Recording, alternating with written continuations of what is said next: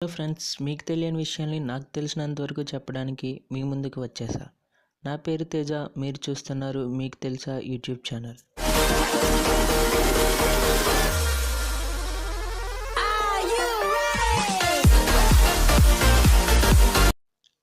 ఈ వీడియోలో బంగారాన్ని ఎలా తయారు చేస్తారో చెప్తాను.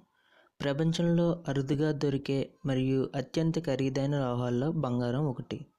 దీనిని క్రీస్తుపూర్వం 3500 సంవత్సరం నుంచి ఈజిప్టీయులు మొదట కనిపెట్టి వాడడం మొదలుపెట్టారు. ఇప్పుడు ప్రపంచంలో ప్రతి దేశంలోని బంగారం అనేది యూజ్ చేస్తున్నారు. మరి ఈ బంగారాన్ని ఎలా తయారు చేస్తారో తెలియాలంటే ఈ వీడియో చివరి వరకు చూడండి. బంగారం అనేది బంగారు ఖనిజం, గోల్డ్ ఓర్ అంటాం కదండి, దాని నుండి తయారు చేస్తారు. ఈ గోల్డ్ ఓర్ అనేది బంగారు గనులలో దొరుకుతుంది. ఈ భూమి మీద బంగారు గనులు అనేవి చాలా అరుదుగా ఉంటాయి. ఇవి ఎక్కువగా ఆఫ్రికా ఖండంలో ఉన్నాయి.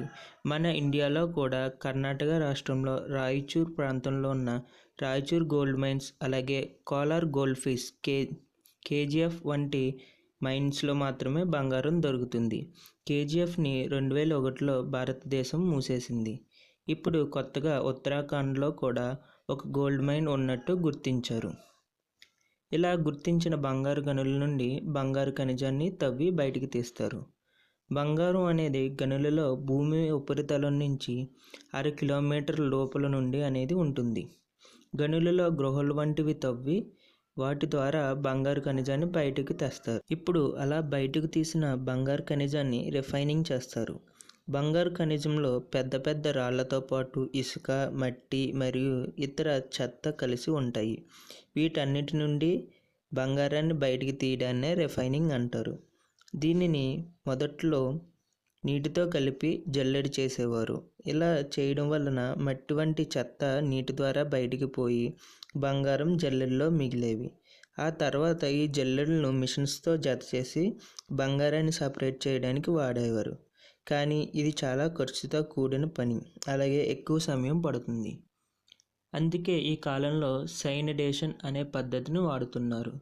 ఈ పద్ధతిలో బంగారు ఖనిజాన్ని ముందుగా పౌడర్గా మార్చి దాన్ని నీటితో కలిపి పెద్ద పెద్ద సెటిలింగ్ ట్యాంక్స్లో 2 నుంచి 6 గంటల వరకు వదిలేస్తారు. ఇలా చేయడం వల్ల ఆ మొత్తం మిశ్రమంలో ఉన్న బంగారం, మట్టి వంటి బరువైన పదార్థాలు కింద మట్టిలా పేరుకుంటాయి.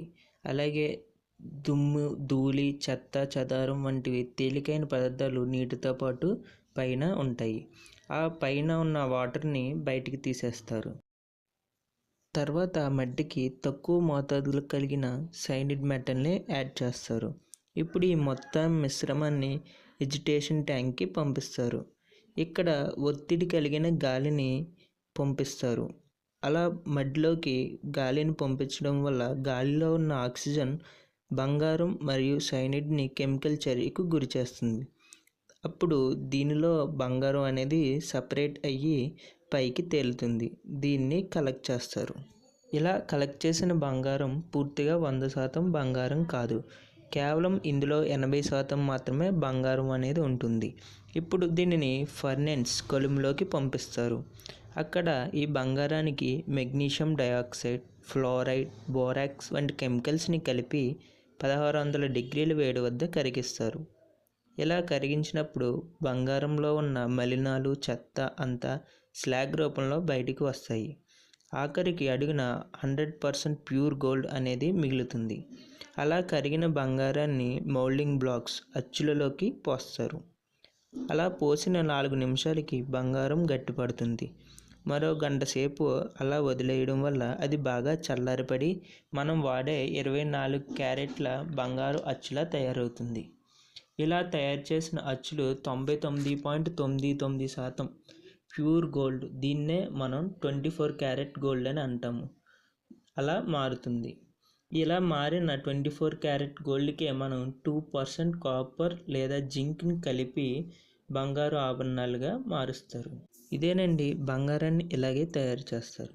మరి ఈ వీడియో నచ్చినట్లయితే లైక్ చేయండి, అలాగే మీ ఫ్రెండ్స్తో షేర్ చేయండి. మీ విలువైన సూచనలను కామెంట్స్ ద్వారా తెలియచేయండి. Thanks for watching.